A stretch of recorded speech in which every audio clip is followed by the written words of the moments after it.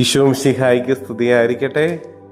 യെശയ്യായുടെ പുസ്തകം 33-ാം അധ്യായം 6-ാം വാക്യം. അവിടെ നിന്നാണ് നിന്റെ ആയുസ്സിന്റെ ഉറപ്പ്, രക്ഷയുടെയും ജ്ഞാനത്തിന്റെയും അറിവിന്റെയും സമൃദ്ധി അവിടുന്ന് തന്നെ. അവിടുന്ന് നൽകുന്ന സമ്പത്ത് ദൈവഭക്തിയാണ്. സർവശക്തനും സർവാധിപനുമായ ദൈവമേ, ഞങ്ങൾ നിന്നെ ആരാധിക്കുന്നു, സ്തുതിക്കുന്നു, മഹത്വപ്പെടുത്തുന്നു. നീ ഞങ്ങൾക്ക് നൽകിക്കൊണ്ടിരിക്കുന്ന എല്ലാ അനുഗ്രഹങ്ങൾക്കും ഞങ്ങൾ നന്ദി പറയുന്നു. ഇന്നത്തെ ദിവസത്തെയും ഞങ്ങളുടെ എല്ലാ പ്രവർത്തനങ്ങളെയും അങ്ങയുടെ കരങ്ങളിലേക്ക് ഞങ്ങൾ സമർപ്പിക്കുന്നു. കർത്താവേ, നീയാണ് ഞങ്ങളുടെ ജീവന്റെ ഉറവിടം. നീയാണ് ജ്ഞാനത്തിൻ്റെയും അറിവിൻ്റെയും സമൃദ്ധി നൽകുന്നത്.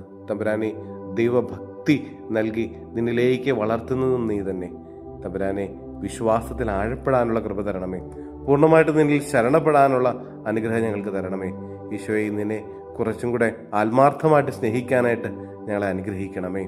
അമ്മേ മാതാവേ, നിന്നെ മാധ്യസ്ഥം തേടി പ്രാർത്ഥിക്കുന്നു. നമ്മുടെ കർത്താവ് ഈശോ മിശിഹായുടെ കൃപയും പിതാവായ ദൈവത്തിന്റെ സ്നേഹവും പരിശുദ്ധാത്മാവിന്റെ സഹവാസവും നമ്മെല്ലാവരോടും കൂടെ ഉണ്ടായിരിക്കട്ടെ, ഇപ്പോഴും എപ്പോഴും എന്നേക്കും. ആമേൻ.